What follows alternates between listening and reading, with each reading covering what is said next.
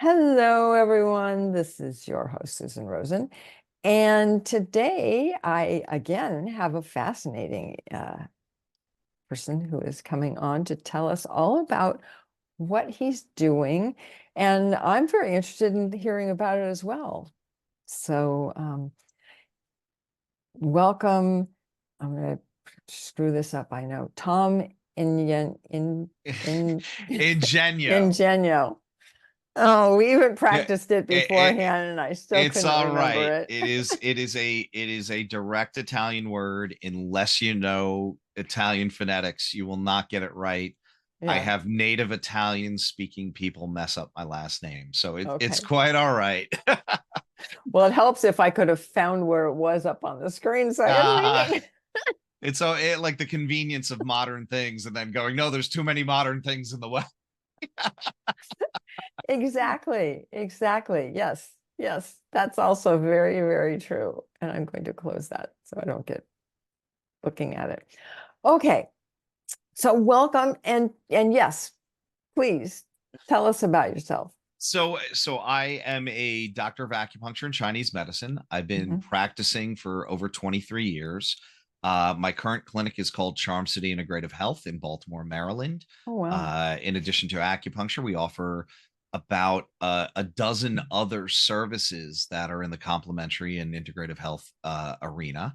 And the whole mission of our clinic is to reduce inflammation, restore circulation, improve immune system function, and get people feeling better without drugs or surgery.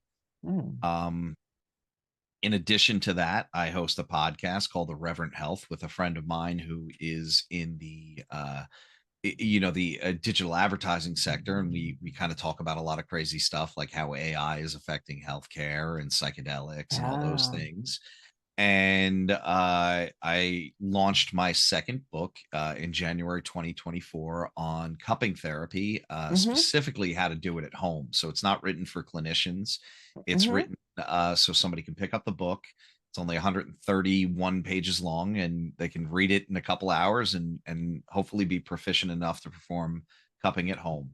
Wow. To themselves or others? I mean, Uh, I've had people do cupping on me, but Yeah, both. So a lot of the modern cups, right? In our clinic, hmm. we use fire cupping, which is the traditional method where you use flame to create a vacuum and then Hmm.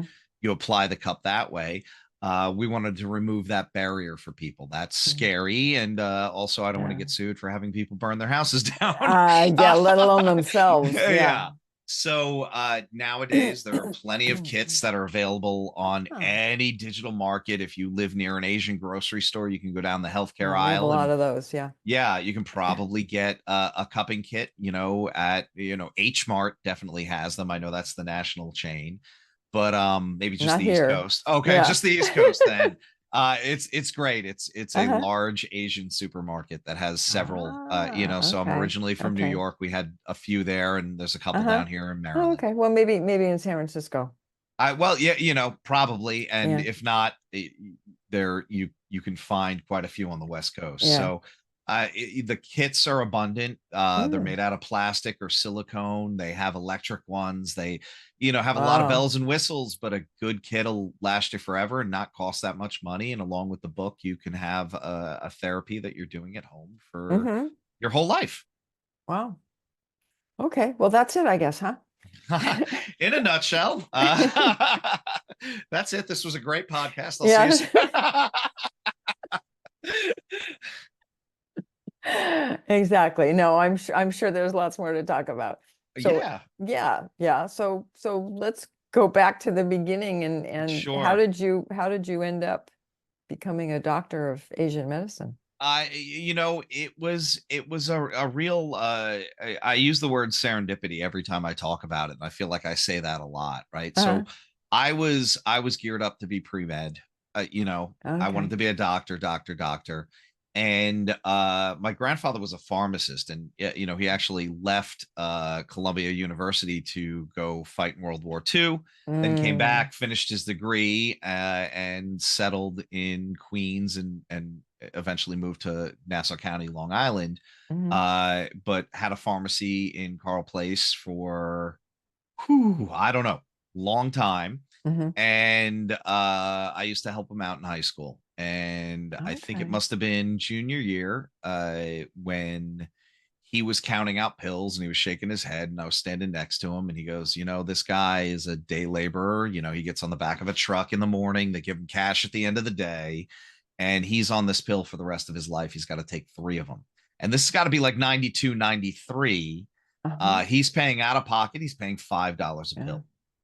Oh my God. And some simple math there, like that's $15 a day times 30. This guy is getting some cash every day that he works. That's a big part of his budget. So my grandfather looked at me and he said, this wasn't, a big ethics discussion. He just said, there's got to be a better way, and I'm Yeah. looking for you to find it. Uh-huh. And that got buried in my subconsciousness until I was pre-med out of Uh-huh. college, and I took a Chinese philosophy course, and they Okay. had an after-school Tai Chi class Ah, yes. that I signed up for, and I started to go, well, this is pretty cool. This whole idea of balance and yin and yang, and not too much Mm-hmm. this way, not too much that way. Mm-hmm. And still pre-med, I had one teacher I was talking to. He said, what do you want to do with this guy was a surgeon, and so damn intelligent. And I said, I'd really like to get into acupuncture or some kind of holistic medicine. He goes, I think you'd be great at that. And I don't know if that's was because he was discouraging me from going into Western medicine, or if he'd spent some time talking to me, kind Yeah. of like Yeah. coached me through this one Yeah. class. Yeah. And I started looking around. Now, junior year, I transferred home and I was at a technical school from a liberal arts college. And they were a little bit more brass tacks. They're like, why do you have religion? You don't need that. Yeah. And I'm like, oh, I'm sorry. The school wanted us to be well rounded. I'll take your calculus, I guess. Yeah. And in the junior year intersession, so that winter break, Mm. I got a postcard in the mail from an acupuncture school that was actually closer to my parents' house than the school I was going to, which was about 10 minutes away. Oh my Uh, God. I went to the open house, and a week and a half later, I was signed up, and I didn't look back after that. I mean, this is what I wanted to do. Yeah. So I graduated in 2001 with a master's of science in Oriental medicine. We shy away from that word now, Yeah. and also a bachelor's in professional health science. The Oh. doctorate, when I graduated, did not exist. We were told that, like, don't worry, you'll be grandfathered in when it finally Yeah, right. happens. I And then, know. Don't you love and, those things? Yeah. every college was like, wait, hold on, I can make you come back for another year and a half at least for the doctorate. So I went back because I realized I was too old in the field to give up, and too young not to have the doctorate, because this profession, a lot of people do it as a second or a third career. So when I was in the Oh. master's program, I entered at 21. The average age Uh-huh. of a student was 35. Wow. So, when I went Huh. back to teach in my 20s, Uh-huh. and you're in clinic and, there's a group of students around you, it was always funny because the patient would start talking to the oldest student. And I'm like, Right. no, No. he's failing my class. Like you can ask his opinion. I don't know if you want it. Yeah, right. Um, but within that, it became a field that, like, in the States, when I started, it was 1 in 10 it had acupuncture, and now I know you're on the West Coast, so you got a skewed view anyway.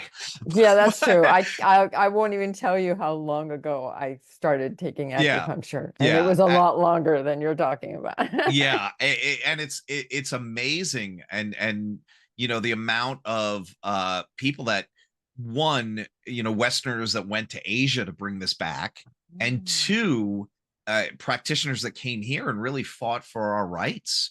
Mhm. The dean of one of my schools at one point, I think I was teaching at that school at the time. Mhm. He said, he was an MD, and he said, look, we used to refer to people in Chinatown and be like, don't report them. They're not Yeah. practicing medicine. Yeah. You got to Yeah. be cool, but I want you to Medicine go see as this guy. such. Yeah. Well, yeah, yeah, and medicine within the traditional trappings Yes. of, Oh, it's yeah. even funny to call that traditional. I Modern know. Western medicine. Yes. Yes. um, Old time modern Western yeah, medicine. yeah, and you know, a lot of those practitioners really fought Hmm. wars and went to prison and did things that were quote unquote You illegal to get bet. me here today. And you know, there's an Hmm. expression in China that applies to everything, and we use it a lot in acupuncture, especially being you know, an Italian American in Chinese medicine. It's when drinking water, remember the source. So when Mm. I'm doing this, I have to do this the right way because of all the people that sacrificed and brought this medicine forward, and that's Mhm. going back several thousand years. Uh, and you know, I'm currently reading a book right now that is talking about a lot of this cultural exchange that happened before we thought it did. You know, pre Silk Ah, Road, yeah. there was a lot of talk of medicine. You know, I mean, that was a key thing. How do we stay alive? Uh-huh. um, and Yeah. acupuncture and Chinese medicine as a whole, and I'll broaden that out to East Asian Hmm. medicine as a Hmm. whole, Hmm. has always been how do we stay alive, not just the treatment of disease, but how to live a robust, healthy lifestyle. Uh-huh. Uh-huh. Yeah. And Yeah. Yeah. Which of course is nowhere close to what anybody around here is talking about, right? I mean, isn't that like no, tip of the tongue of yeah, everybody you talk to or you see? Oh yeah, robust and yeah. and all this kind of stuff. And it's interesting how things come around. It really is, and I always thought it was funny when the buzzwords or the buzz term self care started coming around. Yeah. It's like you know what's the expression when we need to talk about ethics, it's too late.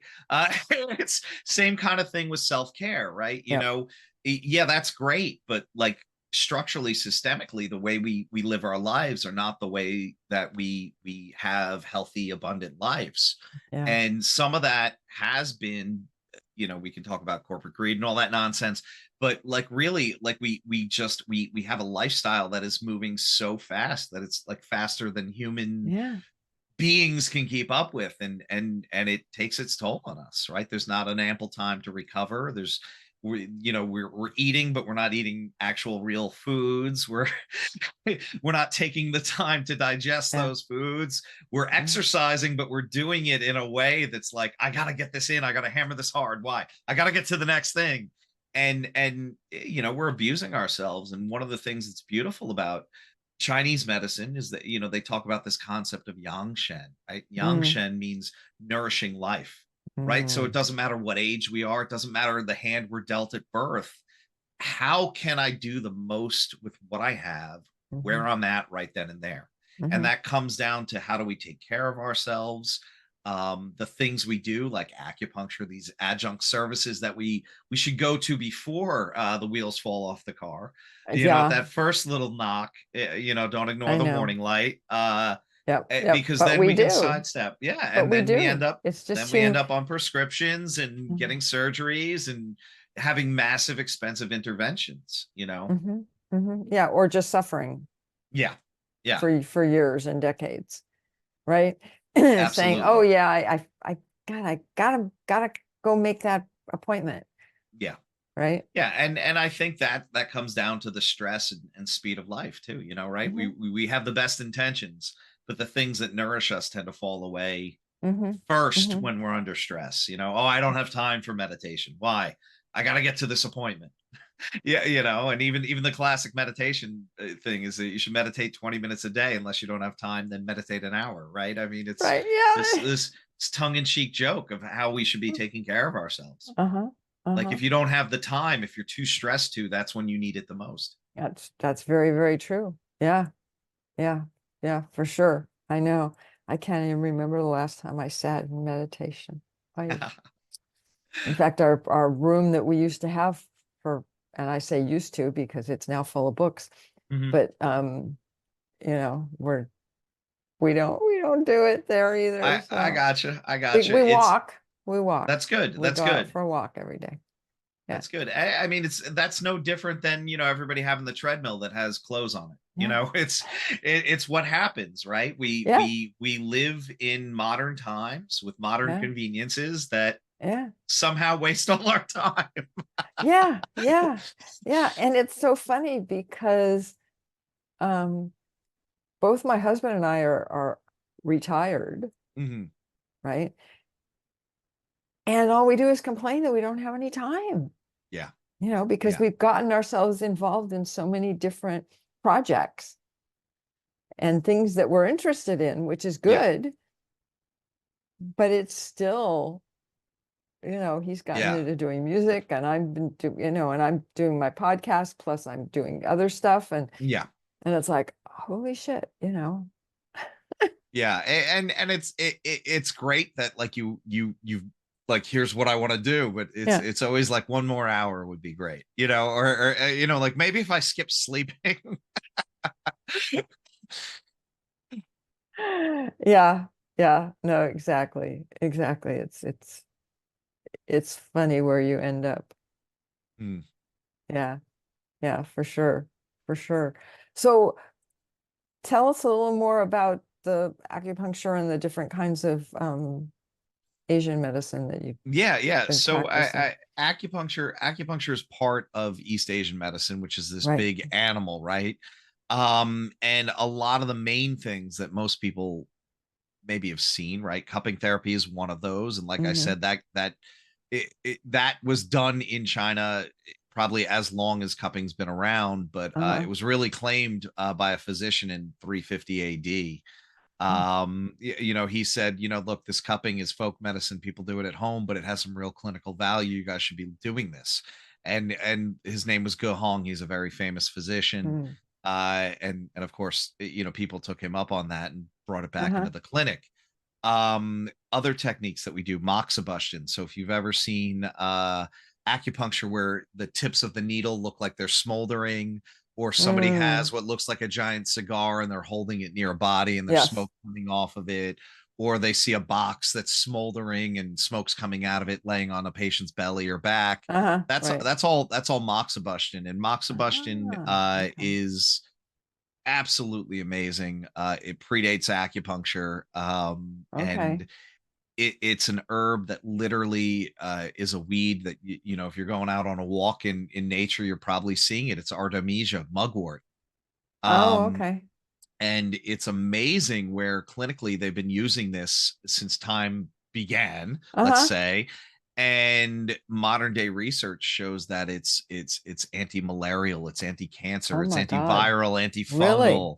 Yeah, Wow. to the point where in 2015, the woman that won the Nobel Prize in medicine, she Mm-hmm. was a traditional acupuncture, East Asian medicine Mm. practitioner, and a clinical Mm. researcher.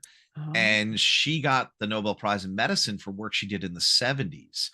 And she Ah. extracted a compound from mugwort, Uh-huh. artemisinin, I believe is what the compound is called. It's one of Mm. and she developed a medicine that treated malaria and saved 70,000 people in Thailand. Holy shit. So Wow. yeah, and the research that's coming out like from the 90s and even now, when we smolder moxa on the body or near the body, it Mm-hmm. burns into an infrared signature. And we know now that infrared heat, infrared Yeah. light Right. has a potential of stimulating cell growth and all of these things. Uh-huh. We know that burning moxa on specific points increases white blood cell count. So we can use it for patients Wow. who are immunocompromised. It is an absolute love of mine. And when we say acupuncture in Uh-huh. any Asian language, because they all borrow the Chinese, it's Mm. two characters. The first is a hand with a needle. The second Uh-huh. is the character for fire with something twisted above it, right? And it's thought Ah. that that's the Okay. smoldering of this Bring. herb. Yeah. So we don't just say acupuncture. We say, like, correctly, when they were trying to translate books into English in the 70s, they were trying to be as correct as they could, not Yeah. as readable. Uh-huh. So they would use the word acumoxa. Now, Huh. moxibustion, because it's burning and you get smoke, a lot of Okay. clinics don't do it, but this is a traditional practice that has such great value, and we definitely do it in our office. Our neighbors at State Farm, because that's who's on the other side of us, Uh-huh. go, who's smoking weed in here, and it does have a thick smoke Okay. that does linger, but they don't know what weed smells like. It's it definitely, like, Okay. I see why you're Yes. saying that, but But yeah, that yeah. Let me get that some does weed not and smell and like and I'll light we're, it for you we're and you can see the difference. we're now recreational in Maryland too. So Oh, well, there you go. there's no one doesn't know what weed smells like anymore, but it's always Yeah. funny when somebody goes, "Are you guys high?" And you're like, look, I'm wearing scrubs. I'm not high yet. Yeah, right. You know, The scrubs but come off when I get this, high. yeah, yeah, I'm home when that happens. But within that, we also have cupping therapy. I mentioned Hmm. Right. moxibustion, gua sha, which I think you're starting to see a lot now, which is a gua sha literally means scraping sand. Mm-hmm. And all the influencers on TV or on Instagram, they're using it for facials, right? So they'll take the tool and they'll work their face. Ah. But traditionally, this was a therapy. Like if somebody was sick, right, they'd say, oh, we're gonna scrape the sand, right? What happens is, what I think they mean there is the fascia layer. As you're scraping over areas that are inflamed, you get these little granule site like areas under in the fascia, so between the skin and the muscle. So when you scrape slow, you hear and this helps realign that fascia, right? But the other thing it Wow. does is it breaks the capillaries, similar to cupping, which does it with suction. Okay. And they'll say, oh, it's taking toxic heat out. So here's an interesting thing, a cultural thing. In Uh-huh. the 70s and 80s, Chinese mothers and parents would do this on sick kids to help clear respiratory infections. But they get to the school and they'd see these lines that look like belts, right? So Oh child services no. was Oh my called, God. right? So this Oh this kind of yes. cultural ignorance there. We didn't know what this was. And a lot of times the conversations were in broken English. Oh, so Yes. did you hit your kid? No, he was sick. So you hit him? No. What did you do? I rubbed him with this tool. And what we're seeing is, yes, there's actual now studies saying, yes, this does work for musculoskeletal pain, right? The evidence is still coming back on respiratory infections, but this is Okay. a technique that's super easy. And I could see myself writing my third book on it, because once again, this is another folk medicine that Uh-huh. is now part and parcel of East Right. Asian medicine. But within a few minutes, I could show you how to do it at home safely with Uh-huh. some minor contraindications. So that's kind of been the push there, is like, what Hmm. traditional things do we have? And then of course we have massage and body work. um but my clinic it differentiates itself because we offer like a lot of new, and I want to say new, and it's not really new, it's just new to people here, technologies like cryotherapy, red light Mm, therapy, mm. salt therapy, cold plunges, saunas, exercise with oxygen therapy. And Okay. in my head, all of this new technology is just doing something that traditional practices like acupuncture and body work do, but just from a different direction. So, the cryotherapy, basically you get in a cold tube. I It, know that it certain people, it's not their bag. no, Trust I'm me, the not. cold plunge is far worse, and that's a lot warmer. Yeah. Um, Yeah, no. but within that, I that don't quick, do anything cold. yeah. Well, we have sauna, we have red light. Both of Yeah. those are Yeah. warming technologies, Yeah. and No, no, I know. I'm just saying that, it's just having tried even just putting my hands in no. yeah, it's not for everybody, No, and no, just like certainly the that. heat isn't either. And that's why Uh-huh. we offer so many different things, because Hmm. not trying to be everything from Right. to everybody, but like, the more tools we have to help reduce inflammation, improve that circulation, the Hmm. more likely we are to be able to help people with chronic conditions or Hmm. injuries, or all sorts of different ailments.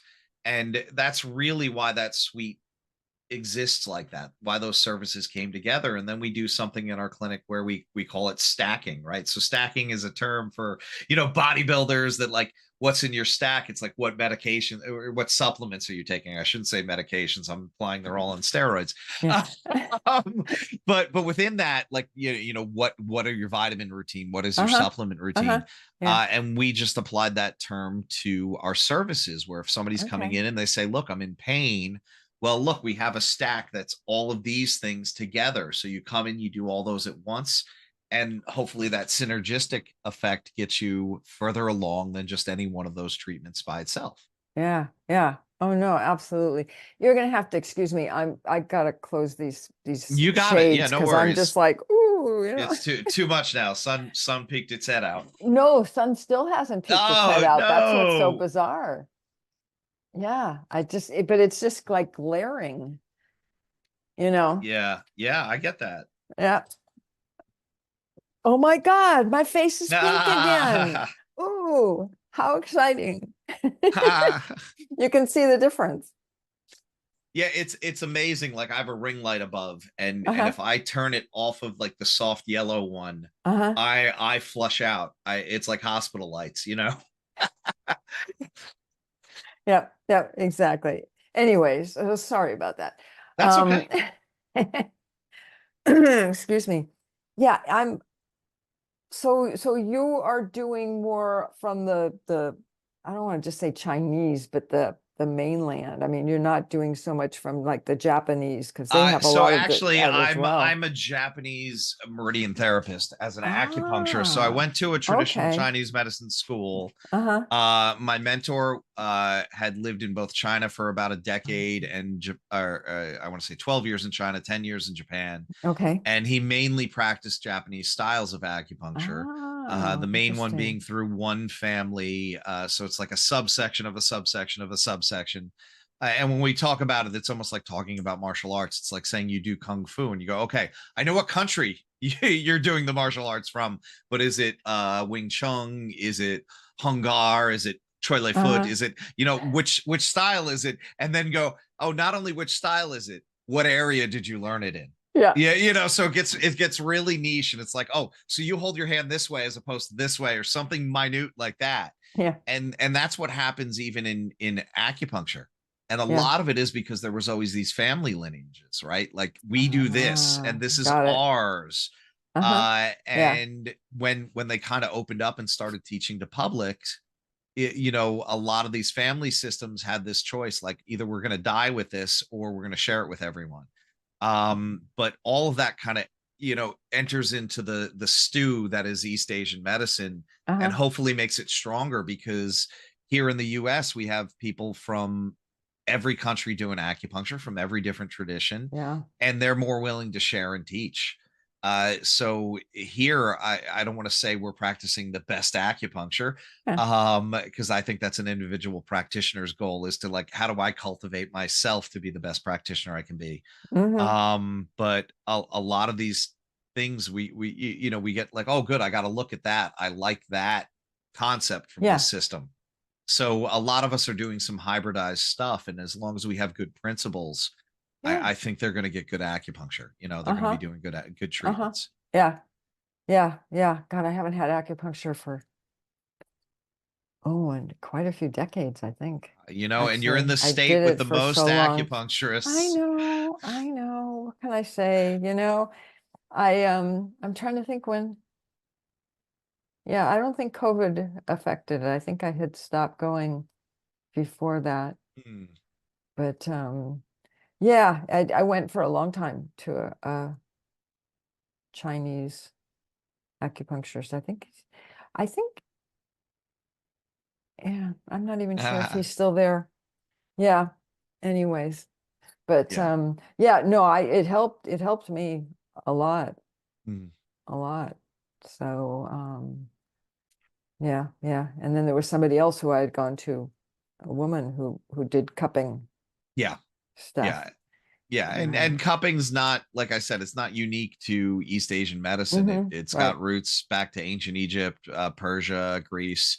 So really, you have a lot of cultures where that comes from, and even Hmm. at our clinic, we have somebody that's doing it from a Muslim tradition called hijama, Wow. and it's got its own rules, its own, here's the Uh-huh. days you do it on, and Oh no. it's part of a religious ceremony.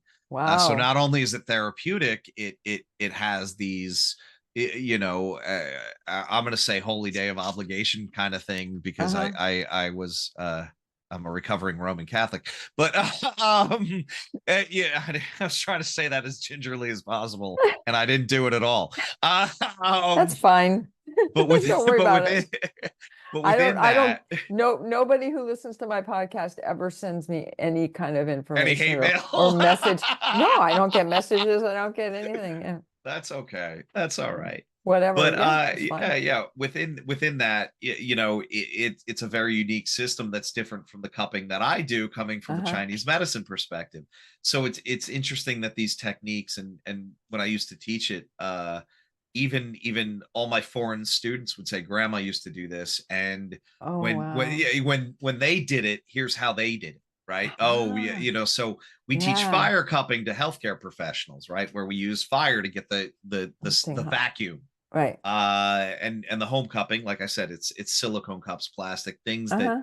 are not going to burn your house down or hurt you, or but even the way they apply the fire in different countries. I talked to somebody Hmm. from Syria, and they said, oh, we make our cups with a longer neck so we can take a piece of newspaper, roll it up, and light one end, and then stick it in so it doesn't hit the patient. And Ah, one of my Italian students said her mother used to take a big coin, put a piece of cotton that was soaked in like brandy or something, some high proof alcohol. liquor, Uh, and light that on fire and then put the cup over. So there's a whole bunch of different oh, ways of even wow. how they Okay. apply it. Yeah. And materials used. There's a guy who's an acupuncturist who takes these brilliant photos on Instagram, and I believe his handle is like the art of acupuncture or something. Hmm. If you want to check it out, he did this whole Uh-huh. series on cupping where he was using like stemware that you would find in like a restaurant. Like, here's wine glasses, here's champagne Wow. flutes, and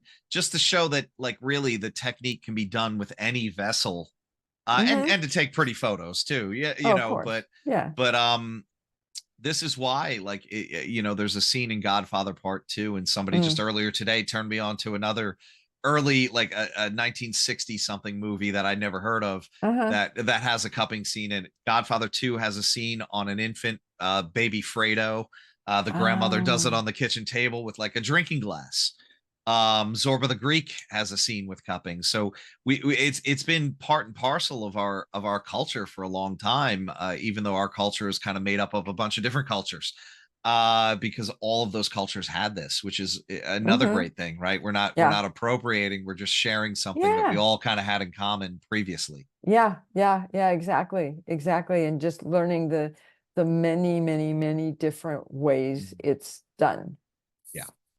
Just just because. Right. Yeah. Yeah. Interesting. Very interesting. Um, so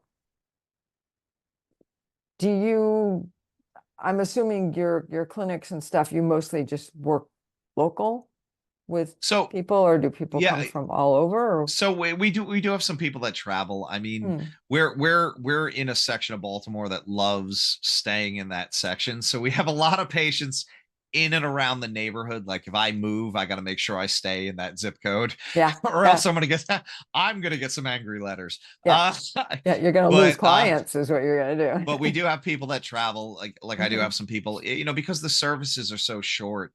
Hmm. It's really rough if somebody's taking a 3 hour car ride to get to us, right? I would rather refer them to Yeah. somebody nearby. And these are not magic bullets, they're therapies. So people do tend to come in and they invest in a course of Hmm. treatments, and Hmm. that needs to be convenient. Some of the I services only agree. last half an hour. You're going to take a hour long ride each way to do a half an hour service. I would Yeah. rather have people reach out and contact me and say, hey, I'm here, do you know anybody? Yeah. Yeah, Yeah. but we do, I teach, I consult, and do those Hmm. things, and that's a little bit more nationally, internationally, Mm. where Mm. we can have a Zoom call, which is one of the great things about technology. And as long as Yeah. the practitioner has some experience with stuff, we can kind of work with that. Yeah. Yeah. Oh no, absolutely. Absolutely. Yeah. And it's the only problem with a Zoom call and doing something like cupping is you can't, you're not there to Yeah, you actually don't. do Yeah, it the and the show feel. them, Yeah. right? So I mean you can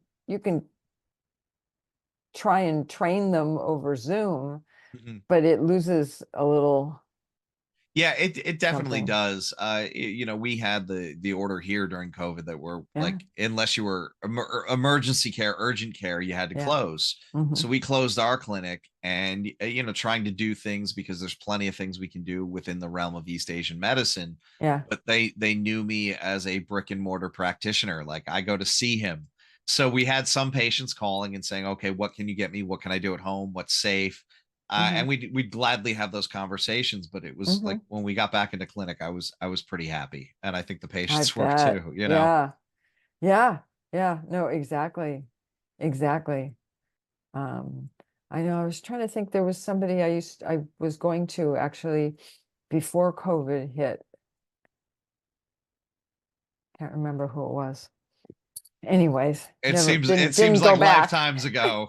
I know, doesn't it? Anything before COVID was like, how long ago was that? Oh, that was like 5 years now. I can't Yeah, remember. Like, right. it And was it's like, wasn't no, even it five wasn't. yet. No, it wasn't five yet. No, it wasn't. It wasn't. It just seemed like it Yeah, because you were yeah. home. Yeah, even my kids, I have one teenager and one that's like not a teenager yet, but working on it. Oh, okay. Um, Yeah.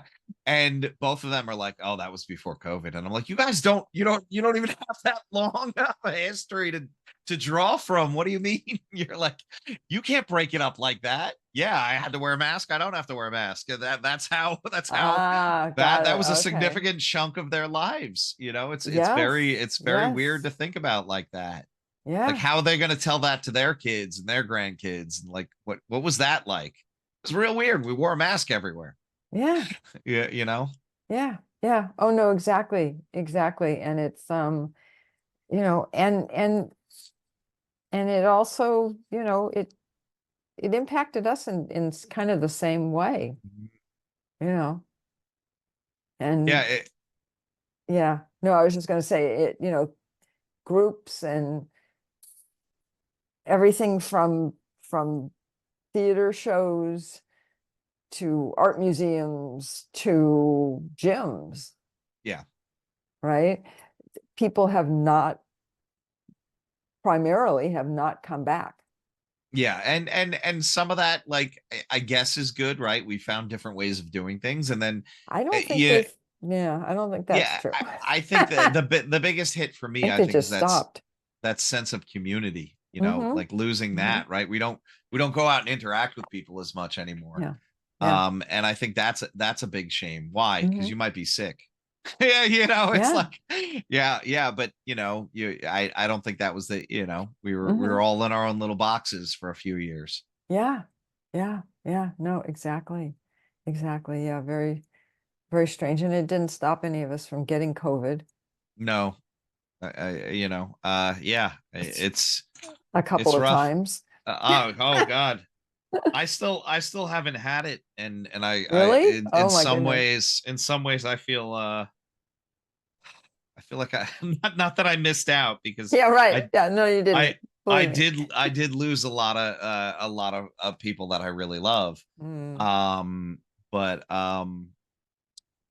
yeah, I mean, it was just such a weird thing that yeah. it really changed everything Yeah. for the whole planet. Yeah. Yeah. No, that's very true. Very true. And probably on that note, we should probably wrap up and Probably. Oh, yeah, that's a sad note to end on there, but I think so. yeah. Yeah. No, exactly. Exactly. Well, it's a note that says that we have to pay more attention and value what we have Yeah, more than we do. yeah. So anyways, okay, well let me say this, and I know it's kind of not exactly true for you, but in that this is not medical advice. And usually I say neither of us are doctors, but that doesn't totally cover you, but I'm not that kind of doctor, you're not but that that kind of that doctor. that There you that's go. all right. That's all Okay. right. Yeah. And we didn't give any medical advice per se. No, no, that's very true. That's very true. But and if you want to get more information, I'm sure you can find somebody local or Mhm. probably contact you as well. Yeah, And I will put your information into the show notes, that's and then great. people will know where to find you. Excellent. So thank you for being here. It's been a pleasure. And if I can find, why is this thing not working? There we go. Okay. Oh, good. And then you saw the connected thing. Strange. Okay. I will see everybody else next week.